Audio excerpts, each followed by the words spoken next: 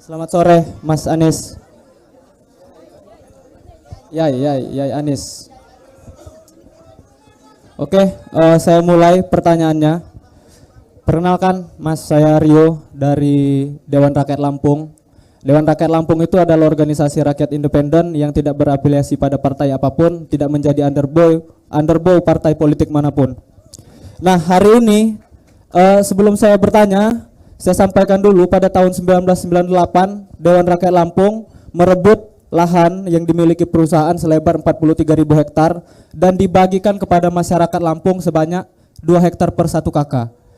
Dan hal itu yang merupakan mestinya menjadi tanggung jawab negara yang diatur dalam Undang-Undang Pokok Agraria. Kalau Bapak tahu, di Undang-Undang Pokok Agraria itu diatur bahwa negara punya kewajiban memberikan tanah kepada orang miskin yang tidak memiliki tanah seluas 2 hektar.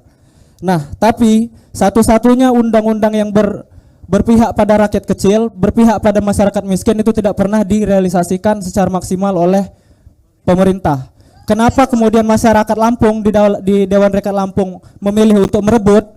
Karena apa? Karena pemerintah gagal dan tidak pernah menjalankan tanggung jawabnya, yaitu melakukan ataupun merealisasikan Undang-Undang Pokok Agraria. Dan pertanyaannya simpel. Apakah Pak Anies berani melaksanakan dan merealisasikan Undang-Undang Pokok Agraria? Itu pertama. Dan kalaupun berani, apakah strategi ataupun mekanisme yang Bapak lakukan untuk menerapkan ataupun merealisasikan mekanisme untuk menerapkan Undang-Undang Pokok Agraria? Nah, mungkin itu terakhir. Terakhir sebelum Bapak menjawab, saya minta tolong, walaupun ini forum politis, saya minta tolong jawaban yang diberikan karena saya mewakili 40.000 anggota kami yang tersebar dari 6 kabupaten besar di Lampung. Artinya jawaban Bapak itu ditunggu oleh 40.000 lebih masyarakat yang ada di Dewan Rakyat Lampung. Jadi saya minta, saya tidak butuh jawaban yang politis, saya tidak butuh jawaban yang normatif. Jawaban Bapak akan kami catat dan kami tuntut. Saya minta pertanggungjawabannya ketika Bapak jadi. Terima kasih. Hidup rakyat! Hidup rakyat! Hidup rakyat! Rakyat bersatu! Terima kasih. Sebentar. Duduk dulu, Mas, duduk dulu. Semangat, ya. Semangat. Kita ngobrol sebentar, yang relax ya. Saya mau tanya nih. Soalnya diburu-buru terus sama MC-nya. Enggak, saya malah kalau boleh nih Mbak Moderator tanya sebentar. Apa yang menyebabkan itu tidak terlaksana ya? Apa? Oke. Mungkin itu sebagai informasi buat saya. Ini bukan testing, bukan. Saya pengen tahu sehingga kami mengetahui yang persoalan di perkotaan. Karena itu yang kita kerjakan di Jakarta. Tapi yang di sini saya pengen dengar. Iya ya. Oke, makanya kenapa pertanyaannya tadi soal berani atau tidak berani, Pak? Karena problem agraria, kenapa itu tidak pernah terrealisasikan? Yang menjadi lawan dari rakyat itu bukan orang lain, tapi justru pemerintah itu sendiri, kekuasaan itu sendiri yang disebut atau yang kita kenal dengan mafia tanah. Itu lawan sesungguhnya. Kenapa Undang-Undang Pokok Agraria itu tidak pernah terrealisasikan? Karena politik ataupun pemerintahan itu sudah dikuasai oleh mafia tanah, oleh oligarki. Nah, pertanyaannya, hari ini kita semua tahu bahwa di republik kita bukan rahasia umum lagi, sudah menjadi rahasia umum bahwa pemerintah kita itu lebih tunduk pada orang yang punya uang, lebih tunduk pada orang-orang yang memiliki modal.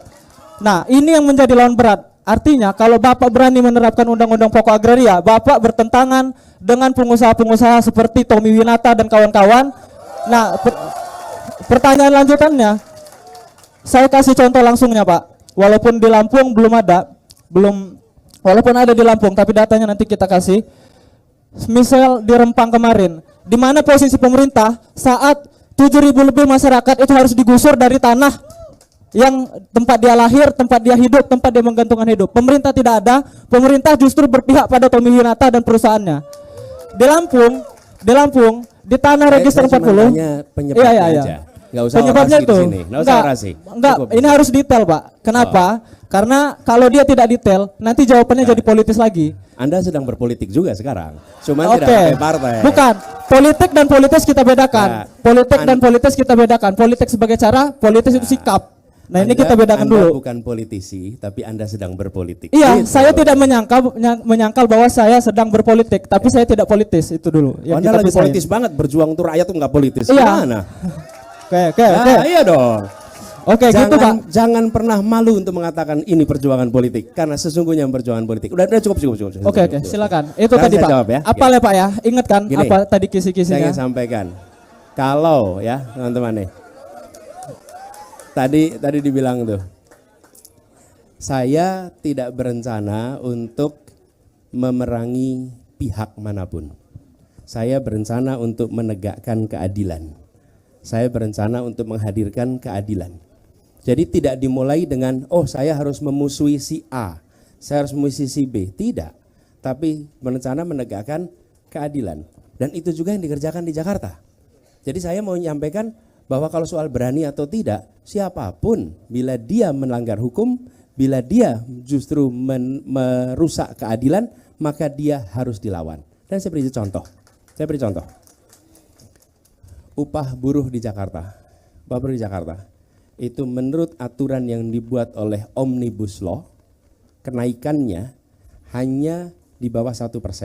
Rata-rata di Jakarta kenaikan upah buruh itu 8%. Saya sebagai gubernur, kalau kita mengikuti aturan ditetapkan oleh Omnibus, maka saya hanya memberikan kenaikan itu di bawah 1%. Apa yang dikerjakan? Kami membuat aturan di mana kenaikannya sesuai dengan yang ada selama ini. Itu berhadapan dengan semua korporasi di Jakarta. Oke? Tapi apa yang dikerjakan?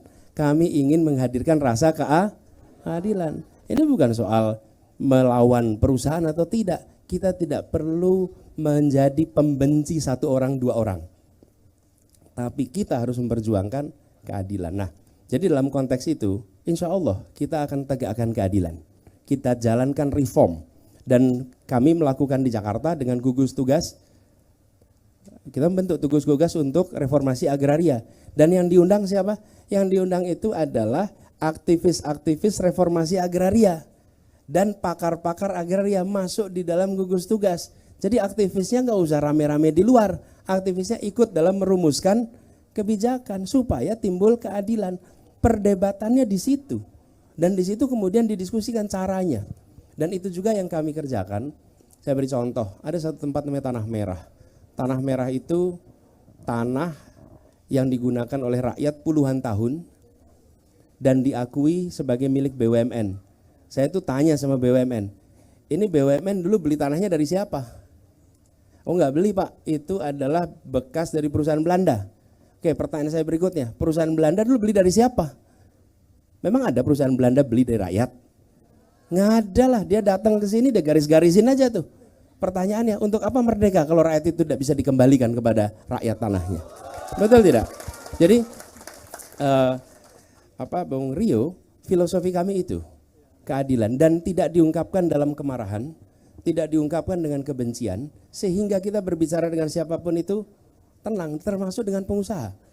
Ketika pengusaha itu ramai ketika kenaikan UMP, maka apa yang terjadi? Ya disampaikan, ini argumennya, ini mereka akhirnya apa? Ya bisa terima juga, kira-kira begitu. Ya.